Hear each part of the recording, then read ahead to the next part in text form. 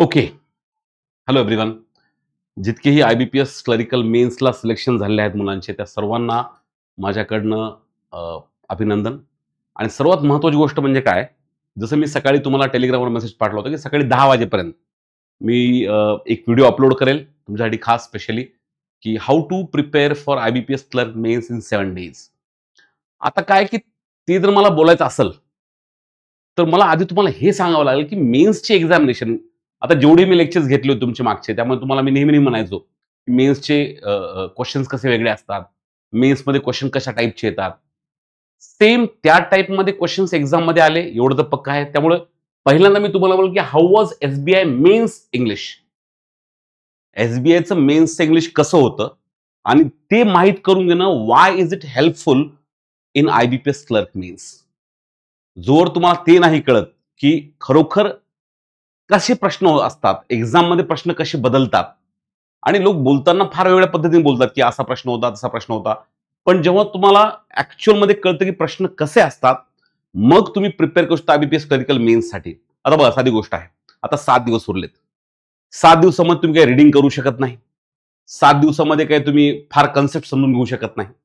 त्या 7 दिवसामध्ये माझा स्पष्ट असं म्हणणं असेल, की you should focus on practice. माझा डोक्यामध्ये फक्त एवढं, प्रॅक्टिस प्लस अनालिसिस. बाकी तुम्ही क्वांटसाठी काय करताय, तुम्ही लॉजिकल रिझनिंगसाठी काय करताय, I have no idea about that. There are so many different YouTube channels जिथे तुम्हाला क्वांट, रिझनिंग, GA साठी भरपूर इनपुट्स मिळणार आहेत. पण माझं काम आहे इंग्लिश विषयी. तर मी स्पष्ट म्हणेल, पुढचे 7 दिवस तुमची प्रॅक्टिस प्लस अनालिसिस पाहिजे. जे मुलं अल्टिमेट बॅचमध्ये आहेत, जे कॉम्प्रेहेन्सिव्ह बॅचमध्ये आहेत किंवा बँकिंग इंग्लिश टेस्ट सिरीजमध्ये आहेत, त्यांनी तर स्पष्ट म्हणतोय मी, रोज 2 मेन्सच्या टेस्ट कराव्या. एक मी आता देईल त्या मेन्सच्या टेस्ट, आणि सोबत जुन्या ज्या मेन्सच्या टेस्ट मी दिलेल्या आहेत त्यापैकी टेस्ट सॉल्व्ह करून, जुन्या असू द्या, काही प्रकार करत नाही, मेन्स फोल्डर वेगळा आहे, त्या जुन्या टेस्ट पण आहेत. त्या टेस्टपैकी काही टेस्ट तुम्ही डेफिनेटली सॉल्व्ह करून, रोज 2 टेस्ट सॉल्व्ह झाल्या पाहिजे. फक्त प्रॉब्लेम काय होतो माहिती आहे का, स्कोर कमी आला की आपलं धाबदनांत, जाग्यावर लगेच tension. Please do not worry about score. इथे काय स्कोर येतो याच्याकडे लक्ष द्यायचं नाही. फक्त आणि फक्त आपण टेस्ट सॉल्व्ह करणे हे एवढं आपलं काम आहे, आणि अनालिसिस बघणे एवढं आपलं काम आहे. एवढ्या गोष्टीवर फक्त फोकस करा. बाकी तुम्ही कुठलाही ताण घेऊ नका. Everything is gonna be all right. ठीक आहे. बरं, आता दुसरी महत्वाची गोष्ट, आता मुद्द्यावर येतो, की बाबा SBIची एक्झाम कशी होती.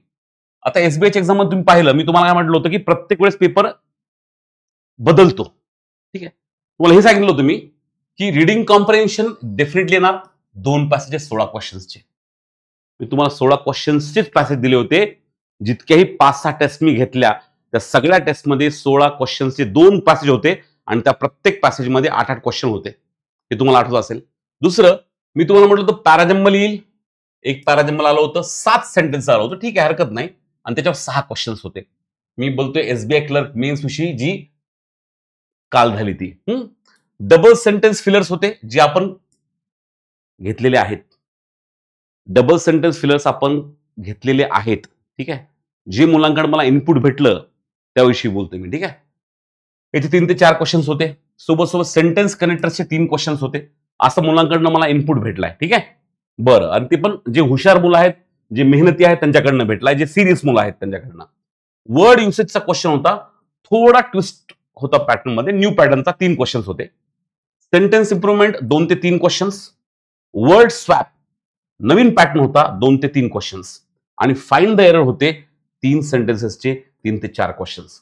असा एकूण पेपरचा पॅटर्न होता SBI असिस्टंट मेन्सचा. बरं, असा सेम पॅटर्न IBPS क्लरिकलच्या मेन्सला पण येईल का? नाही सांगतायत.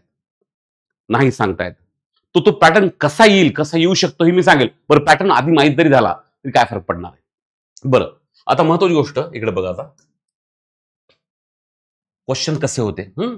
साधा तुम्हाला एक सिंपल क्वेश्चन सांगतो. डिस्पेअर नावाचा वर्ड होता.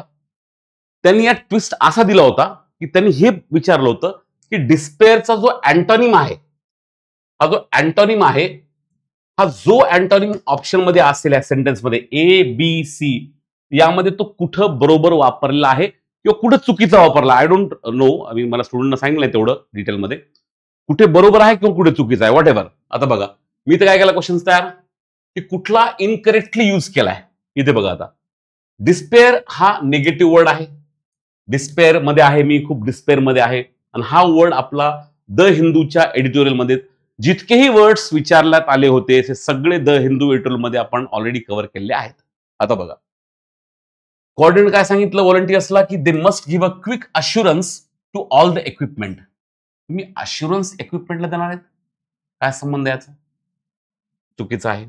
Even in the most difficult moments she held on to hope. Hope डिस्पेअरचा अँटोनिम आहे. ही डिस्पेअर म्हणजे एकदम निराशा, निगेटिव्ह वर्ड आहे. इथं करेक्ट यूज आहे. Manager reviewed the financial report and concluded that a little optimism needed to be added to the budget. बजेटला काय ऑप्टिमिझम ऍड करणार तुम्ही? ऑप्टिम म्हणजे आशावाद, म्हणजे हे पण यूज चुकीचं आहे. म्हणजे ए आणि सी यूज चुकीचे आहेत. Answer is A and C first. अशा टाईपचा प्रश्न होता.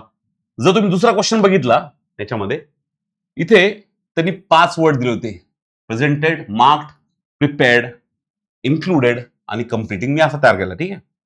यापैकी 4 वर्ड्स हे स्वॅप होऊ शकतात, ठीक आहे, कारण ते त्या ज्या प्लेसला आहेत ते बरोबर नाहीये. एक वर्ड असा आहे जो स्वॅप होऊ शकतो. याच्यामध्ये प्रेझेंटेड हा एकमेव वर्ड आहे जो स्वॅप होऊ शकत नाही. Answer is presented. अशा टाईपचे क्वेश्चन्स मी तुम्हाला म्हटलं होतं, न्यू पॅटर्न मध्ये ते चेंज करून देतात, ठीक आहे. कधी वर्ड्स कुठल्या बसतात हे विचारतात, कधी कुठला वर्ड बसत नाही हे पण विचारू शकतात. बरं, पुढचा क्वेश्चन बघा. आता इथे विचारलं होतं 1, 2, 3 3 सेंटेन्स दिले होते. ह्या 3 सेंटेन्सला जोडणारा तुम्हाला पाहिजे होता कनेक्टर. कनेक्टरचे क्वेश्चन आपण ऑलरेडी घेतले होते, पण मी तुम्हाला कनेक्टरचा एक चांगला व्हिडिओ पण तयार करून दिलेला आहे, युट्यूबवर फ्रीमध्ये अवेलेबल आहे. इथे बघा, research team had spend several months. The final presentation scheduled for the environment summit had to be postponed. हे केलं होतं पण हे झालं.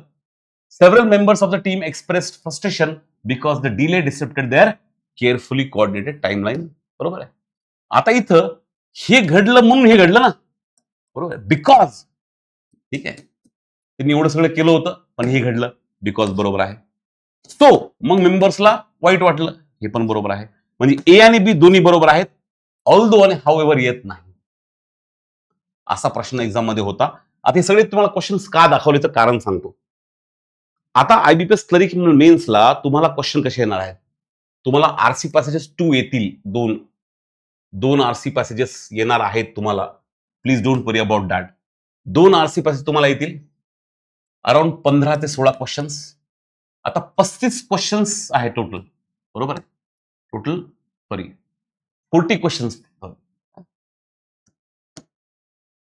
40 क्वेश्चन्स आहेत आणि 35 मिनिट्स आहेत, ठीक आहे. आता बघा, याच्यामध्ये आरसी पॅसेज 2 येतील तुम्हाला, शॉर्ट येतील जास्त, ठीक. क्वेश्चन्स तर 15-16 याच्यावर येऊ शकतात तुम्हाला, ठीक आहे. पुन्हा दुसरं पॅराजंबल किंवा सेंटेन्स जंबल येणार आहे. क्लोज टेस्ट किंवा फिलर्स, मी हे आधी पण म्हटलं होतं, आयदर क्लोज टेस्ट येईल किंवा मग फिलर्स येईल. फिलर्स मध्ये भरपूर वेगळे टाइप्स येऊ शकतात. कनेक्टर्स मध्ये पण टाइप्स नवीन येऊ शकतात. एरर डिटेक्शन मध्ये पण टाइप नवीन येऊ शकतो. सेंटेन्स इम्प्रुव्हमेंट आहे त्यात टाइप नवीन येऊ शकतात. सेंटेन्स कंबायनिंग आहे त्यात टाइप येऊ शकतात.